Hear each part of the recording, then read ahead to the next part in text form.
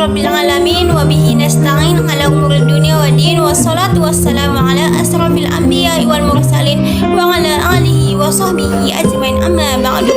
Rabbi syrah li sadri wa yassir li amri wahlul 'uqdatam min lisani yafqahu qawli.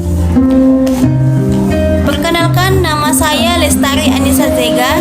Saya kuliah di Stai Bahritul Ulum Ki Haji Zainul Arifin Pandan, Prodi Pendidikan Agama Islam semester 6. Dosen pengampu Ibu Sri Hayati Damanik, MA.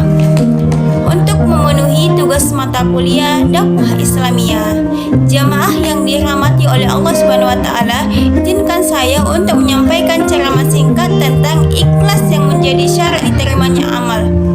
Umat Islam dituntun oleh Allah Subhanahu wa taala dan Rasulullah sallallahu alaihi wasallam untuk senantiasa memperbanyak perbuatan baik. Tentu sikap baik ini juga harus termasuk dalam pandangan Allah Subhanahu wa taala, bukan yang lain. Dalam salah satu ayat Al-Qur'an, Allah Subhanahu wa taala dengan jelas memerintahkan umat Islam untuk berbuat baik. Quran Surah Al-Baqarah ayat 195. A'udzu billahi minasy syaithanir rajim. Bismillahirrahmanirrahim.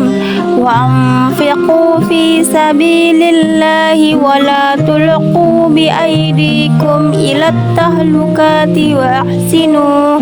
Innallaha yuhibbul muhsinin. Artinya, dan infakkanlah hartamu di jalan Allah, dan janganlah kamu jatuhkan diri sendiri ke dalam kebinasaan dengan tangan sendiri, dan berbuat baiklah, sungguh Allah menyukai orang-orang yang berbuat baik. Surah yang lain, Allah Subhanahu wa taala juga memberi kepastian bahwa balasan kebaikan adalah kebaikan juga. A'udzu billahi minasy syaithanir rajim. Bismillahirrahmanirrahim. Hal jazaa'ul ihsani illal ihsan. Artinya, tidak ada balasan untuk kebaikan selain kebaikan pula. Namun, kebaikan saja tidak akan cukup karena belum tentu menjadi amal yang Allah Subhanahu wa taala terima. Bagaimana maksudnya belum cukup dengan kebaikan saja? Islam tidak hanya menuntut untuk berbuat baik, tapi juga harus berbarengan dengan rasa ikhlas.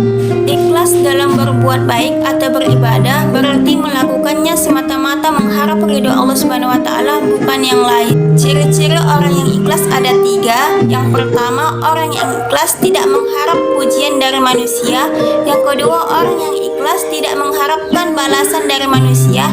Yang ketiga, orang yang ikhlas tidak mengungkit-ungkit kebaikannya. Ayat lain menyebutkan dalam Quran Surah Al-A'raf ayat 29, A'udzu billahi minasy syaithanir rajim. Bismillahirrahmanirrahim.